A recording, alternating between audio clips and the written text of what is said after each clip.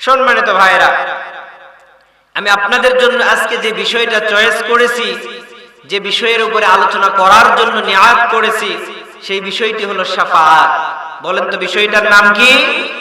শাফাআত। শাফাআত এমন একটা বিষয়, এমন একটা জিনিস, এই শাফাআত আমাদের দুনিয়াতেও প্রয়োজন, আখিরাতেও প্রয়োজন, কবরেও প্রয়োজন। সুবহানাল্লাহ বলেন। এটা অতি গুরুত্বপূর্ণ একটি বিষয়। এই শাফাআত সম্পর্কে আমাদের অসংখ্য ব্যক্তির অসংখ্য ভুল ধারণা রয়েছে। এই ভুল ধারণা আজকে আমি আপনাদের কাছ থেকে দূরে হটাইয়া দিব, আমাদের ভিতরে যেন শাফাআত সম্পর্কে আর কোনো ভুল ধারণা না থাকে। সম্মানিত ভাইরা, শাফাআত হলো জাহান্নাম থেকে মুক্তির একটা মাধ্যম। সুবহানাল্লাহ বলেন। শাফাআতের মাধ্যমে জাহান্নাম থেকে মুক্তি পাওয়া যায় এবং শাফাআতের মাধ্যমে দুনিয়াতেও আমরা কিছু অপরাধী মুক্তি পেয়ে যাই। আসলে শাফাআতটা কি? শাফাআত শব্দের শাব্দিক অর্থ হচ্ছে সুপারিশ করা। বলেন তো কি করা? সুপারিশ করা। শাফাআত শব্দের শাব্দিক অর্থ হলো মাধ্যম। শাফাআত শব্দের শাব্দিক অর্থ হলো দোয়া। সুবহানাল্লাহ বলেন। তাহলে শাফাআতের তিনটি অর্থ পেলাম। একটা অর্থ হলো সুপারিশ, আরেকটা অর্থ হলো দোয়া, আরেকটা অর্থ হলো মাধ্যম। এই তিনটা অর্থের সমন্বিত একটি শব্দ, যার নাম হলো শাফাআত। সুপারিশ, দুনিয়াতে যখন আমরা কেউ বিপদে পড়ে যাই, সে ধরেন আমাদের কোনো একটা অপরাধের কারণে থানা প্রশাসন, পুলিশ আমাদের অ্যাটাক করলো, গ্রেফতার করলো, আমার অপরাধের কারণে গ্রেফতার হলাম, আমি চেষ্টা করব যে আমি যাতে জেল থেকে মুক্তি পাই, এই জন্য আমি চেষ্টা করে যাব। আমার ঊর্ধ্বতন কর্মকর্তা যারা রয়েছেন, আপনজন, ভাই বক্ক, আত্মীয় স্বজনের মধ্য থেকে কেউ যদি কোনো পলিটিক্স থেকে রাজনৈতিক নেতা হয়, অথবা কেউ যদি প্রশাসনের দিক থেকে ভালো ঊর্ধ্বতন কর্মকর্তা হয়, বা আমার অর্থশালী, আমি বিত্তশালী, আমার সম্পদ আছে, অর্থ আছে, টাকা পয়সা আছে, যার কারণে আমি এই মাধ্যমগুলি ধরে তাদের সুপারিশ করে, তাদের সুপারিশের মাধ্যমে আমি অপরাধ থেকে মুক্তি পাওয়ার জন্য, জেলখানা থেকে মুক্তি পাওয়ার জন্য আমি কিন্তু চেষ্টা করব। কথা বলেন ঠিক কিনা? আমি দুনিয়াতে অপরাধী, আমি চাইব যে আমার আপনজনের মধ্য থেকে, পরিচিত কারো মাধ্যম থেকে, কোন বন্ধু বান্ধবের মধ্য থেকে কেউ যদি আমার জন্য সুপারিশ করে, কেউ যদি আমার নামে প্রশাসনের কাছে আবদার করে, যেটা আমার লোক, কোন রাজনৈতিক নেতা গিয়ে যদি বলে এটা আমার ছেলে, আমার দলের লোক, তুমি ছেড়ে দাও, তাহলে আমার ওই দলের লোকের কারণে আমি অপরাধী থেকে মুক্তি লাভ করব এবং আমি জেল থেকে মুক্তি পাবো, ছাড়া পাবো। কথা বলেন ঠিক কিনা? আমরা কিন্তু সিস্টেম এটা করে দুনিয়াতে আমরা সুপারিশের জন্য চেষ্টা করি। সম্মানিত ভাইরা, আল্লাহ রাব্বুল আলামিন বলেন, হে দুনিয়ার মানুষ, দুনিয়াতে তোমরা সুপারিশ লাভ করার জন্য কত নেতার পিছনে দৌড়াও, দুনিয়াতে সুপারিশ পাওয়ার জন্য কত প্রশাসনের পিছনে দৌড়াও, দুনিয়াতে অপরাধ থেকে মুক্তি পাওয়ার জন্য কত অর্থ ব্যয় করো। একটাবার চিন্তা করে দেখেছো নাকি? দুনিয়াতে তুমি যেভাবে দৌড়াও, তুমি যদি আল্লাহর ভয়ে জাহান্নাম থেকে মুক্তি পাওয়ার জন্য, কবরের কঠিন আযাব থেকে মুক্তি পাওয়ার জন্য তুমি যদি আল্লাহর কাছে দোয়া করতে থাকো, আর আল্লাহর কাছে শাফাআত পাওয়ার জন্য যদি নিয়াত করে থাকো, আল্লাহর কাছে সুপারিশ পাওয়ার জন্য যদি নিয়াত করে থাকো, আর সে অনুযায়ী যদি এই দুনিয়াতে তুমি আমল করো, জীবনটাকে পরিবর্তন করতে চেষ্টা করো, আল্লাহ তাআলা বলেন ওই বান্দার জন্য সুপারিশের মাধ্যমে আমি রেখে দিয়েছি। জোরে বলেন সুবহানাল্লাহ। সম্মানিত ভাইরা, আমার কথার দিকে একটু গুরুত্ব দিতে হবে।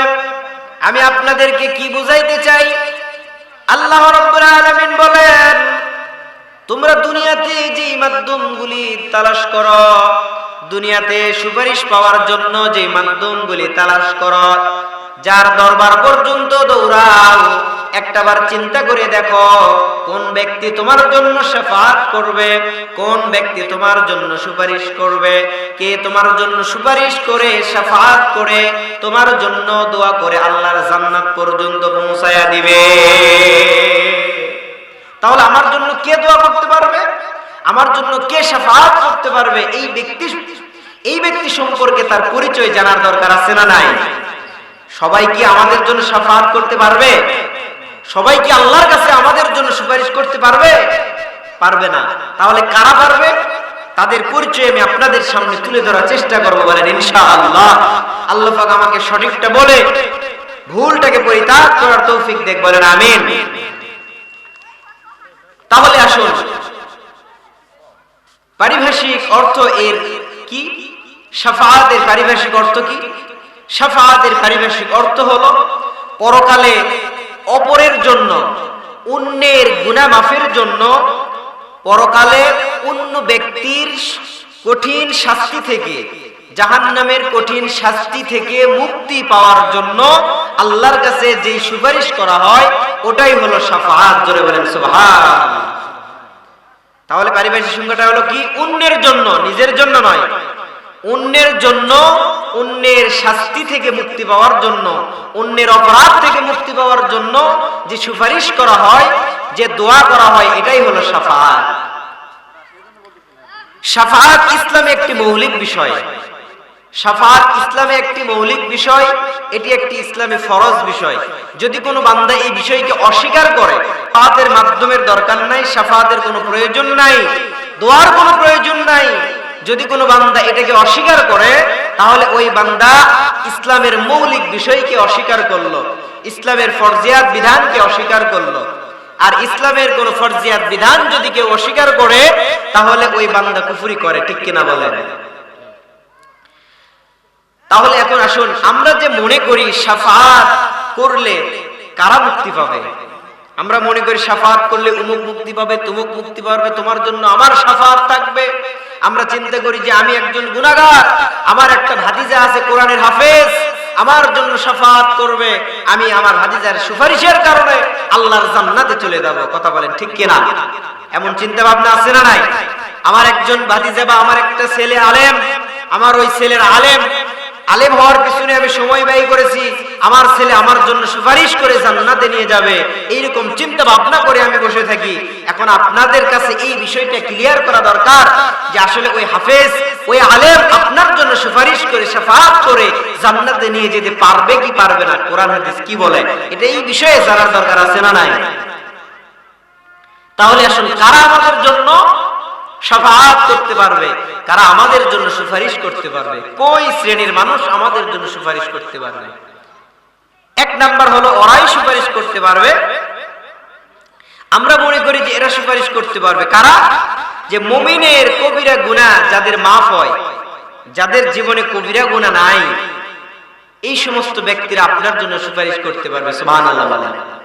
যার জীবনে কবিরা গুনাহ আছে, ওই বান্দা চাইলেও আপনার জন্য সুপারিশ করতে পারবে না, আর করলেও তার সুপারিশ আল্লাহর দরবারে পৌঁছাবে না।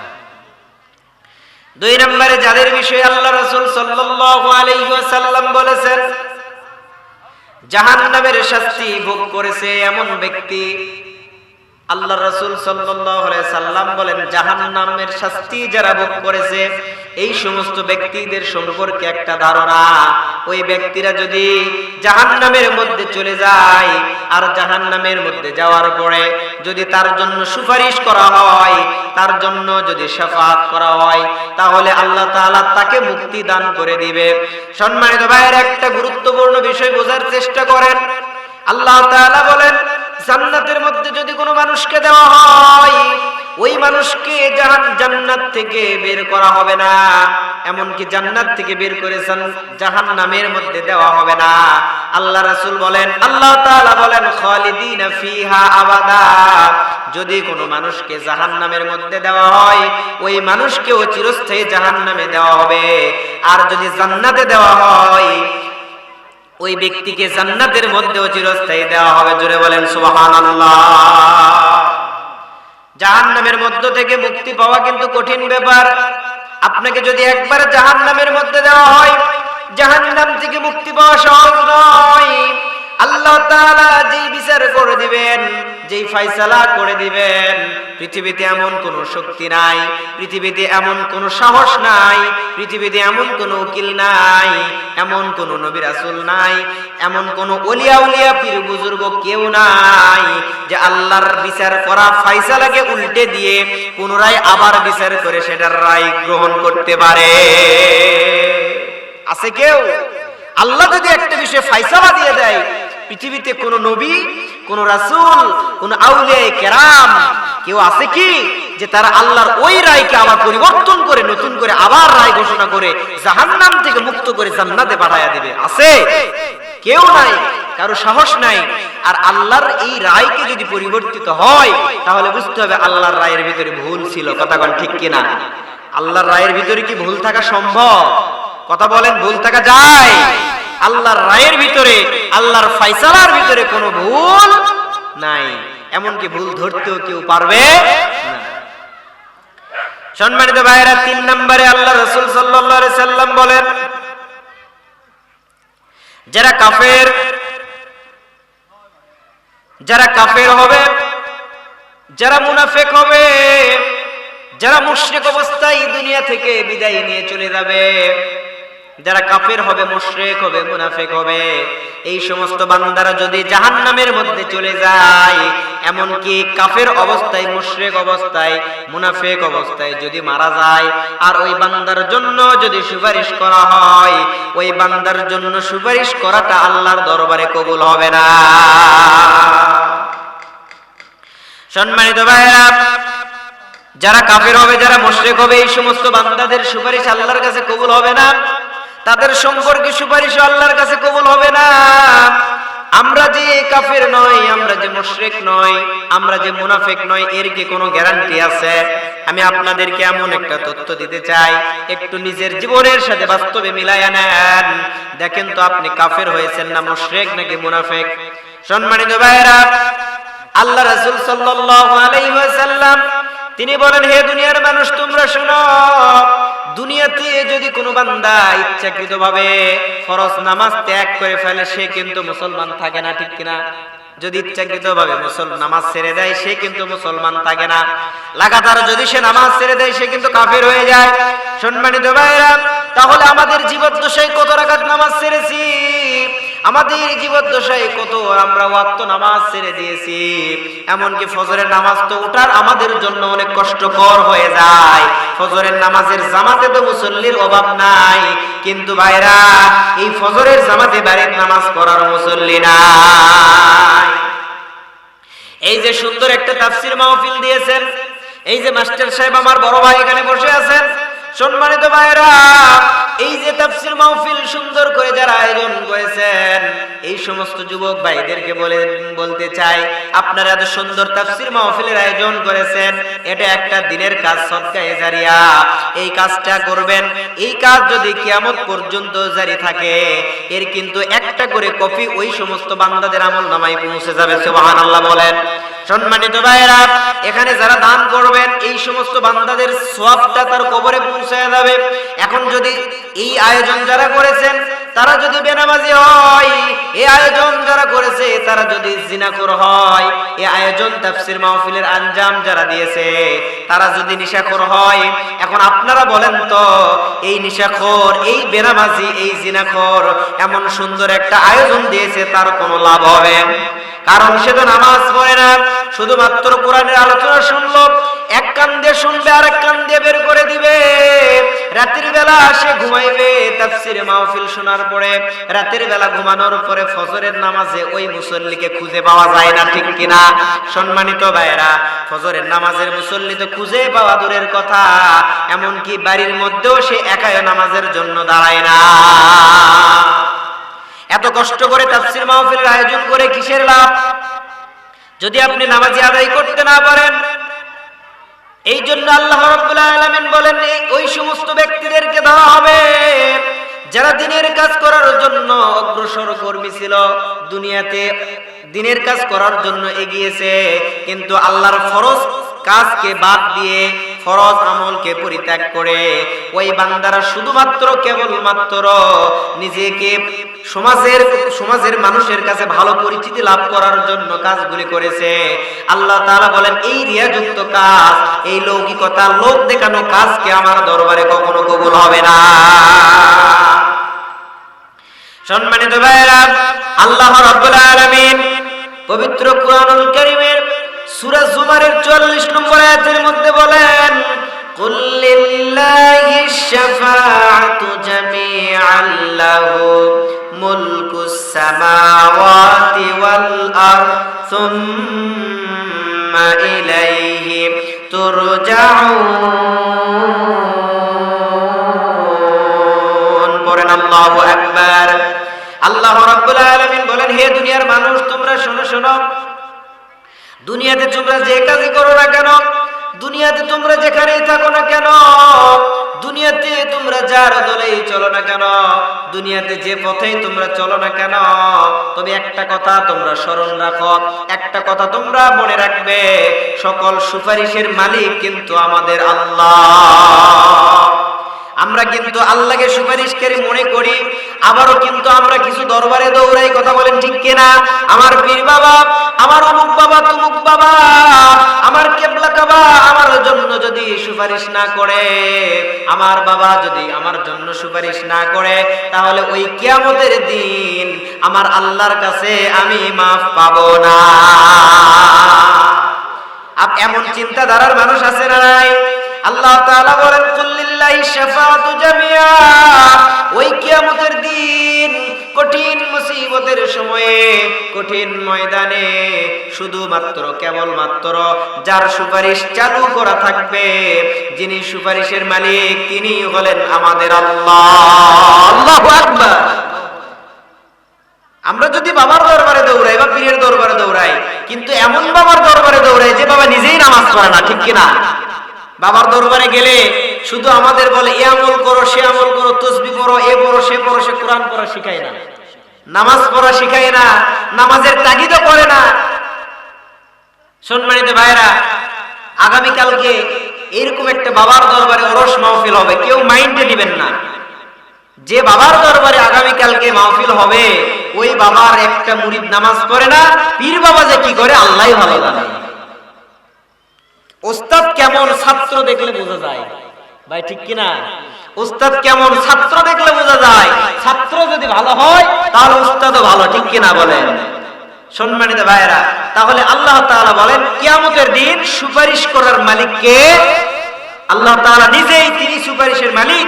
তিনি যদি কাউকে অনুমতি দেয়, তিনি যদি কাউকে পারমিশন দেয়, তাহলে ওই ব্যক্তিই শাফাআত করার অনুমতি পাবে, এছাড়া আর কেউ অনুমতি পাবে না। কথা বলেন ঠিক কিনা?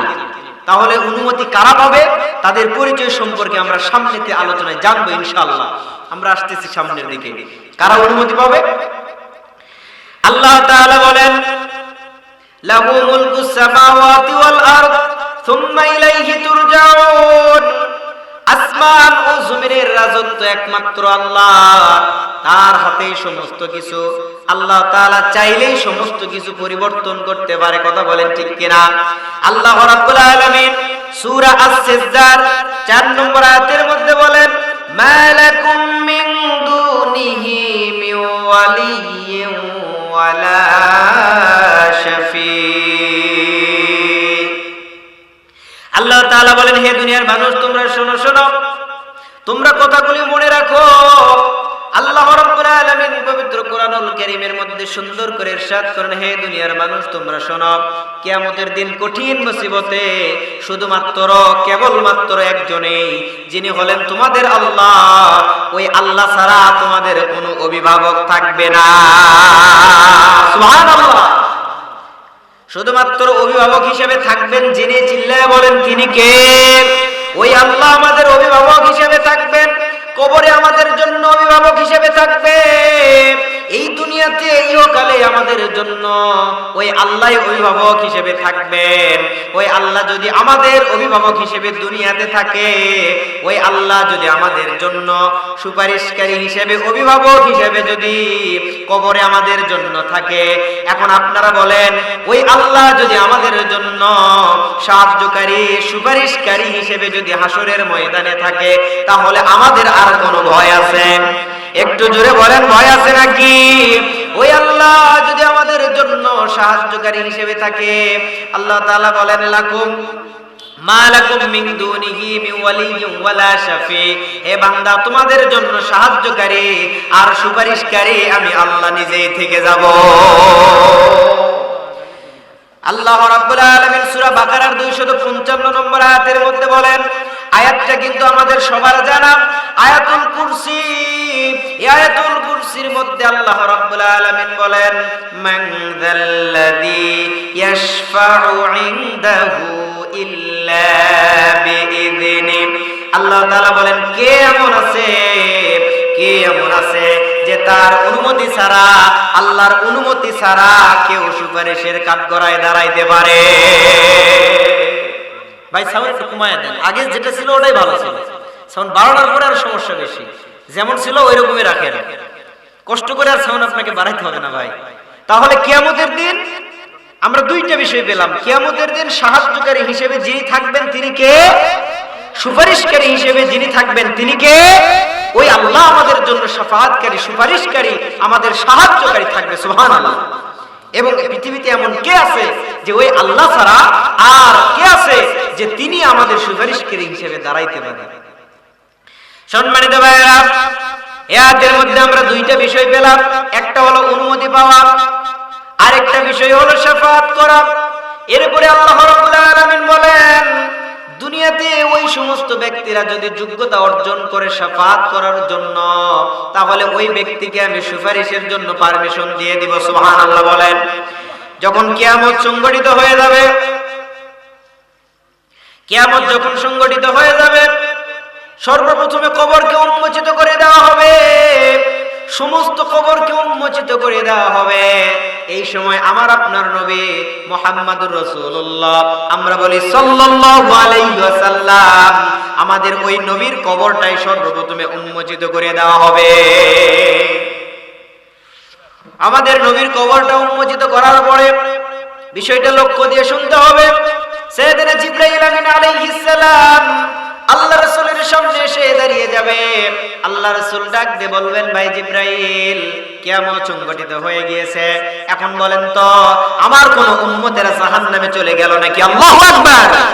আমার কোন উম্মতেরা জাহান্নামে চলে গেল নাকি? জিবরাইল ডাক দিয়ে বলবেন, ইয়া রাসূলুল্লাহ, ইয়া হাবিবাল্লাহ, নবী গো, এখনো তো বিচারের কার্যক্রম শুরু হয় নাই, এখনো বিচারের কার্যক্রম শুরু হয় নাই, সুতরাং সর্বপ্রথমে আপনার কবরটাকে উন্মোচিত করা হয়েছে। আল্লাহর কাছে আপনি বলেন, আল্লাহর কাছে আপনি সুপারিশের জন্য দাঁড়িয়ে যান। যদি আপনার সুপারিশ সর্বপ্রথমে কবুল করা হয়, তাহলে আল্লাহ তাআলা বিচারের কার্যক্রম শুরু করে দেবে। সুবহানাল্লাহ। আল্লাহ রাব্বুল আলামিনের পয়গম্বর আমার আপনার নবী, বিশ্ব নবী মুহাম্মদুর রাসূলুল্লাহ সাল্লাল্লাহু আলাইহি ওয়াসাল্লাম আমাদের জন্য আল্লাহর কাছে সর্বপ্রথমে সুপারিশ করবেন। আল্লাহকে ডাক দিয়ে বলবেন, আল্লাহ গো, আমার ওই সমস্ত উম্মতদেরকে আপনি জান্নাতের মধ্যে বাড়ায়া দেন। আল্লাহ রাব্বুল আলামিন বলবেন, নবী গো, আপনার যে সমস্ত উম্মত পছন্দ হয় ওই সমস্ত উম্মতদেরকে আপনি হাত ধরে টেনে জান্নাতের মধ্যে নিয়ে যান। তাহলে আল্লাহ রাসূলের সুপারিশ পেতে গেলে তাহলে আল্লাহর রাসূলের সঙ্গে আমাদের সম্পর্ক রাখার দরকার আছে। কথা বলেন ঠিক কিনা? সম্পর্ক রাখার দরকার আছে না নাই? আমরা আল্লাহর রাসূলের সুন্নাত মানি না, আমরা আল্লাহর রাসূলের তাবেদারি করি না, আমরা আল্লাহর রাসূলকে নেতা হিসেবে মানি না, আমরা আল্লাহর রাসূলকে আমাদের আদর্শ হিসেবে মানি না। আমরা নেতা মানি, আমাদের দুনিয়ার নেতার চরিত্র ফুলের মতো পবিত্র, আমরা স্লোগান দিতেই থাকি, আর আমার নেতা যা বলে তাই শুনি, আমার নেতার আনুগত্য করি, কিন্তু রাসূলের আনুগত্য করি না। কথা বলেন ঠিক কিনা? দুনিয়ার আনুগত্য করে কোনো লাভ নাই যদি আমরা রাসূলের আনুগত্য করতে না পারি। ভাইরা আমার, কথা বলেন ঠিক কিনা? সম্মানিত ভাইয়েরা, আমি আপনাদেরকে আরেকটা বিষয় লক্ষ্য করে জানাইতে চাই। কয়েকদিন আগে আপনারা শুনেছেন, বিষয়টা আপনাদের জন্য নোট করে নিয়ে এসেছি। আপনারা কয়েকদিন আগে শুনেছেন, সোশ্যাল মিডিয়াতে বিষয়টা ভাইরাল হয়েছে। কয়েকদিন আগে আমাদের একজন লিডার পারসন তিনি কিন্তু ডাক দিয়ে বলেছেন কুরআনুল কারীমের সঙ্গে রাজনীতির কোনো সম্পর্ক নাই। এই বিষয়টা আমি আপনাদের কাছে ক্লিয়ার করব। কুরআনুল কারীমের সঙ্গে রাজনীতির যে সম্পর্ক আছে না নাই, এটা আমাদের জানার দরকার আছে না নাই, কথা কোন ঠিক কিনা? পবিত্র কুরআনুল কারীমে আল্লাহ রাব্বুল আলামিন যে ডাইরেক্ট রাজনীতি করেছেন, আল্লাহু আকবার বলেন। যারা এই বিষয় সম্পর্কে জানে না তাদেরকে আমি বলবো কোরআনের জ্ঞান নাই, তোমাদের জন্য কোরআনের জ্ঞান স্বল্পতা। কারণ পবিত্র কুরআনুল কারীমে যে আল্লাহ তাআলা ডাইরেক্ট রাজনীতির বক্তব্য দিয়েছেন, শুধু রাজনৈতিক আয়াতগুলি আল্লাহ দিয়ে ক্ষান্ত হয় নাই, এমনকি রাজনীতি সম্পর্কে আল্লাহ তাআলা পবিত্র কুরআনুল কারীমে অসংখ্য সূরা দান করেছে। সুবহানাল্লাহ। শুধু আয়াত দিয়ে আল্লাহ ক্ষান্ত হয়নি, আল্লাহ তাআলা সূরা পর্যন্ত দিয়েছেন। আল্লাহু আকবার। রাজনীতি সম্পর্কে সূরাও আল্লাহ তাআলা দান করেছেন। শুনতে চান? শুনতে চান ভাইরা আমার? এখন আপনারা যদি প্রশ্ন করেন, আপনারা যদি জানতে চান কুরআনুল কারীমে কোন বিষয়ে রাজনীতি আছে, আল্লাহ রাব্বুল আলামিন বলেন, ও দুনিয়ার মানুষ তোমরা শোনো। আল্লাহ রাব্বুল আলামিন সুন্দর করে ডাক দিয়ে বলেন, আমি যে সংবিধান পৃথিবীতে নাজিল করে দিলাম, আমার সংবিধান, আমার আইন পৃথিবীতে নাজিল করে দিলাম, আর আমার নবীকে আমি দায়িত্ব দিলাম, আমার নবীর রাজনীতি এই পৃথিবীতে বাস্তবায়িত হয়ে যাবে। পৃথিবীতে রাষ্ট্র পরিচালনার জন্য একটা পরিকল্পনা দরকার আছে না নাই? সম্মানিত ভাইরা, আল্লাহ রাব্বুল আলামিন পবিত্র কুরআনুল কারীমের 67 নম্বর সূরা সূরাতুল মুলক নাজিল করে দিয়েছেন। আর এই মুলক নাজিল করে দেওয়ার প্রেক্ষাপট হলো, এই মুলক সূরার প্রেক্ষাপট আর ব্যাখ্যায় আল্লাহ রাব্বুল আলামিন বলেন রাষ্ট্র পরিচালনার সমস্ত বিধিবিধান দান করে দিয়েছি। সুবহানাল্লাহ বলেন। মুলক শব্দের অর্থ হলো রাষ্ট্র পরিচালনা করা। রাষ্ট্র কিভাবে পরিচালনা করবে সমস্ত বিধিবিধান সূরার মধ্যে দেওয়া হয়েছে।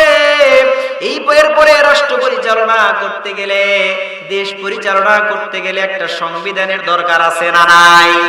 আর একটু জোরে বলেন, সংবিধানের দরকার আছে না নাই? তাহলে সংবিধান সম্পর্কে আল্লাহ তাআলা আমাদের কি জানিয়ে দিলেন? ভাইরা আমার, পবিত্র কুরআনুল কারীমের 25 নম্বর সূরা সূরাতুল ফুরকান আল্লাহ তাআলা নাযিল করে দিয়েছেন। এই ফুরকান শব্দের অর্থ হলো সংবিধান। আল্লাহু আকবার বলেন। ফুরকান শব্দের অর্থ কি? ফুরকান শব্দের অর্থ হলো সংবিধান। এই ফুরকান সূরাটি আল্লাহ তাআলা নাযিল করে দিলেন। প্রথম নম্বরে সূরা মুলক নাযিল করে দিয়ে রাষ্ট্র পরিচালনার বিধিবিধান বললেন। এরপরে রাষ্ট্র পরিচালনা করতে গেলে যে সংবিধান দরকার, এই সংবিধানটা হিসেবে আল্লাহ তাআলা সূরাতুল ফুরকান নাযিল করে দিয়েছে। আল্লাহু আকবার বলেন। সম্মানিত ভাইরা, তাহলে দেশ পরিচালনা করতে গেলে একটা দলের দরকার আছে, ঠিক কিনা বলেন? কথা বলেন, দলের দরকার আছে না নাই? এখন ইসলামী দল বলেন আর অ-ইসলামী দল বলেন, দুনিয়াবী দল বলেন আর আল্লাহর দল বলেন, এইরকম একটা দলের প্রয়োজন আছে। আল্লাহ তাআলা বলেন এই দল সম্পর্কেও কিন্তু একটা সূরা নাযিল করে দিয়েছে। শুনতে চান? সম্মানিত ভাইরা, আল্লাহ রাব্বুল আলামিন পবিত্র কুরআনুল কারীমের 39 নম্বর সূরা সূরাতুজ জুমার, এই সূরাতুজ জুমার আল্লাহ তাআলা নাযিল করে দিলেন। এই সূরাতুজ জুমার অর্থ হলো, জুমার শব্দের অর্থ হলো দলবদ্ধ জনতা। জনতাগুলি, মানুষগুলি দলবদ্ধ হয়ে যাবে, এই মানুষগুলি জামাতবদ্ধ হয়ে যাবে, এই মানুষগুলি আল্লাহর দলের দিকে দৌড়াইতে থাকবে। সম্মানিত ভাইরা, তাহলে যে একটা দল গঠন করতে গেলে দল গঠন করতে হবে, দল গঠন করতে গেলে জনগণ দরকার, এটাও আল্লাহ তাআলা কোরআনে বলেছেন। আল্লাহু আকবার। সম্মানিত ভাইরা, গুরুত্ব দিয়ে শুনতে হবে আলোচনাগুলি, কথাগুলি মনোযোগ দিয়ে শুনতে হবে, না হলে বুঝতে পারবেন না। আমার কথাগুলি কিন্তু পয়েন্ট আকারে হচ্ছে, আপনারা বুঝতে পারবেন না। যদি এদিক সেদিক মনোযোগ নিয়ে যাবেন তাহলে কিন্তু বুঝতে পারবেন না। মনোযোগ লাগান। দল গঠন করা শেষ, প্রথমে রাষ্ট্র পরিচালনার পরিকল্পনা শেষ, সংবিধানের পরিচালনা শেষ, দল গঠন করা, জনতাকে একত্রিত করা, এটাও পরিকল্পনা আল্লাহ তাআলার শেষ। এরপরে আল্লাহ তাআলা কি বলেন? একটা দল করতে গেলে বিরোধী দল হোক আর সরকারি দল হোক, সম্মেলনের দরকার আছে না নাই? জোরে বলেন, সম্মেলনের দরকার আছে না নাই? এই যে মাঝে মাঝে সম্মেলন হয়, সরকারি দল হোক আর বেসরকারি দল হোক, যেই দলই হোক না কেন, দলের কিন্তু সম্মেলন করতে হয়। আল্লাহ তাআলা বলেন সম্মেলন কিভাবে হবে। আল্লাহ তাআলা এই সম্মেলন সম্পর্কেও পবিত্র কুরআনুল কারীমে একটি সূরা নাযিল করে দিয়েছে। আল্লাহু আকবার। আল্লাহ রাব্বুল আলামিন পবিত্র কুরআনুল কারীমের ৬২ নম্বর সূরা সূরাতুল জুমআ নাযিল করে দিয়েছেন। আর এই জুমআ শব্দের অর্থ হলো সম্মেলন। আল্লাহু আকবার। তাহলে সম্মেলন পৃথিবীতে করতে হবে, এই সম্মেলন করাটা কোরআনের মধ্যে বৈধতা আছে। কথা বুঝতেছেন? কথা বুঝতেছেন ভাইরা আমার? সম্মেলন করা শেষ, এরপরে সমাবেশের দরকার আছে। সুবহানাল্লাহ বলেন। সমাবেশের দরকার আছে না নাই? আল্লাহ রাব্বুল আলামিন বলেন একটা দল করতে হলে সমাবেশের দরকার। এই যে মাঝে মাঝে সমাবেশ হয়, বিরাট আকারের সমাবেশ হয়, বৃহৎ সমাবেশ হয়। ঢাকা শহরের মধ্যে বিএনপির সমাবেশ, ঢাকা শহরের মধ্যে আওয়ামী লীগের সমাবেশ, ঢাকা শহরের মধ্যে জামাতে ইসলামের সমাবেশ, এইরকম বিভিন্ন সমাবেশ কিন্তু বগুড়া শহরের মধ্যেও হয়। ঠিক কিনা বলেন? এই সমাবেশ সম্পর্কে আল্লাহ তাআলা বলেন যে তোমাদের একটা দল করতে হলে সমাবেশের দরকার আছে, বিশাল সমাবেশ। আল্লাহ রাব্বুল আলামিন বলেন পবিত্র কুরআনুল কারীমের ৫৯ নম্বর সূরা সূরাতুল হাসর, এই সূরাতুল হাসর সম্পর্কে আল্লাহ তাআলা বলেন হাসর মানে সমাবেশ, বৃহৎ একটা সমাবেশ, বিশাল একটা সমাবেশ। এই বিশাল সমাবেশ সম্পর্কে আল্লাহ রাব্বুল আলামিন পবিত্র কুরআনুল কারীমের মধ্যে বলেছেন। লিল্লাহি তাকবীর। আমরা সমাবেশ বিষয়ে শুনলাম পবিত্র কুরআনুল কারীমের ৫৯ নম্বর সূরা সূরাতুল হাসর, এর অর্থ হলো সমাবেশ। কথা বুঝতে পেরেছেন? তাহলে সমাবেশ হয়ে গেল। রাজনীতি করতে গেলে কয়েকটা বিষয় দরকার, প্রত্যেকটা বিষয় আল্লাহ তাআলা পবিত্র কুরআনুল কারীমের মধ্যে দিয়েছেন। সুবহানাল্লাহ বলেন। শেষ আরেকটা বিষয় বলে আমি আমার প্রিয় বড় ভাইকে আমি ছেড়ে দিয়ে চলে যাব। সম্মানিত ভাইয়েরা, পবিত্র কুরআনুল কারীমের ৪২ নম্বর সূরা সূরাতুশ শুরা, এই সূরাতুশ শুরার মধ্যে আল্লাহ রাব্বুল আলামিন বলেন একটা সংগঠন চালাইতে গেলে, একটা রাষ্ট্র পরিচালনা করতে গেলে, একটা রাষ্ট্র পরিচালনা করতে গেলে, দেশ পরিচালনা করতে গেলে মিটিং এর দরকার আছে না নাই? জোরে বলেন, মিটিং এর দরকার আছে না নাই? পরামর্শের দরকার আছে না নাই? কর্মীরা পরামর্শ করবে, মন্ত্রীরা পরামর্শ করবে, সংসদ ভবনে আলোচনা করে পরামর্শ করবে দেশটা কিভাবে পরিচালনা করা যায়। পার্লামেন্টে তারা আইন পাস করবে, কোন জায়গায় পৃথিবীর বাংলাদেশের কোন জায়গায় রাস্তা নষ্ট হয়েছে তার পরিকল্পনা দরকার, কোন স্কুল প্রতিষ্ঠানে বাজেট দরকার, কোথায় কি বাজেট দিতে হবে এই পরিকল্পনা করে আল্লাহ রাব্বুল আলামিন বলেন একটা দেশ পরিচালনা করতে গেলে এমন একটা পরিকল্পনা তোমাদের জন্য করতে হবে। যদি এমন পরিকল্পনা করো, এটাই হলো আল্লাহ রাব্বুল আলামিনের পরিকল্পনা। জোরে বলেন সুবহানাল্লাহ। আল্লাহ তাআলা পবিত্র কুরআনুল কারীমের ৪২ নম্বর সূরা সূরাতুশ শুরা, এই সূরাতুশ শুরা শব্দের অর্থ হলো মিটিং, পরামর্শ সভা বা সংসদ ভবনের যে আলোচনা সভা হয়। আল্লাহ তাআলা এই বিষয় সম্পর্কেও একটি সূরা নাযিল করে দিয়েছে। জোরে বলেন সুবহানাল্লাহ। একটি দেশ পরিচালনা করতে হলে, একটি রাষ্ট্র পরিচালনা করতে হলে যা বিষয় দরকার আল্লাহ তাআলা সেই বিষয় সম্পর্কে আয়াত এবং সূরা নাযিল করে দিয়েছে। আল্লাহু আকবার। প্রথমে আমরা জানলাম রাষ্ট্র পরিচালনা কিভাবে করতে হবে সেই বিষয়ে সূরা, এরপরে জানলাম সংবিধান আমাদের রাষ্ট্র পরিচালনা করতে হলে দরকার, এই বিষয়ে একটি সূরা, এরপরে আমরা জানলাম সংবিধান দেশ পরিচালনা করতে হলে যে দলের প্রয়োজন আছে সেই বিষয়ে সূরা, এরপরে আমরা জানলাম সম্মেলন করতে হয়, বিরোধী দল হোক সরকারি দল হোক, আমরা ক্ষমতা নেওয়ার জন্য শুধু সম্মেলন করব না, আমরা সঠিক জায়গায় সঠিক স্থানে পবিত্র কুরআনুল কারীমকে বসানোর জন্য আমাদের সম্মেলন করার দরকার। কথা বলেন ঠিক কিনা? সম্মানিত ভাইয়েরা, এরপরে সমাবেশ, এরপরে মিটিং, সমস্ত বিষয় আল্লাহ তাআলা পবিত্র কুরআনুল কারীমে নাযিল করে দিয়েছে। সুবহানাল্লাহ বলেন। ভাইয়েরা আমার কথা শুনে যদি আপনারা কেউ কষ্ট পেয়ে থাকেন, আমার আলোচনা বুঝে যদি আপনারা কেউ আমলে আনতে পারেন, তাহলে আপনাদের লাভ, আমারও লাভ। ঠিক কিনা? তো আমি শাফাআত সম্পর্কে যে আংশিক আলোচনা আপনাদের কাছে তুলে ধরেছি, আরো অনেক আলোচনা ছিল। আমার বড় ভাই এসেছে, আমি আর বেশি আলোচনা সামনের দিকে নিয়ে যাব না। আমার আলোচনা শাফাআত সম্পর্কে যেখানে রেখেছি, যদি কখনো কোথাও সুযোগ হয়, সময় হয়, কারা শাফাত করতে পারবে, শাফাত করার জন্য কি গুণাগুণ দরকার, এই বিষয় সম্পর্কে আমি আপনাদের কাছে আলোচনা করার চেষ্টা করব ইনশাআল্লাহ।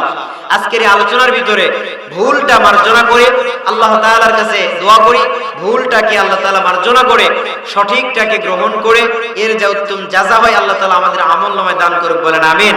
কবরবাসীর উপর দান করুক, বলেন আমিন। আর ভুলটাকে পরিত্যাগ করে সঠিকটাকে গ্রহণ করে আল্লাহ তাআলার যেন নৈকট্য অর্জন করতে পারি, আল্লাহ পাক আমাদের সেই তৌফিক দেখ, বলেন আমিন।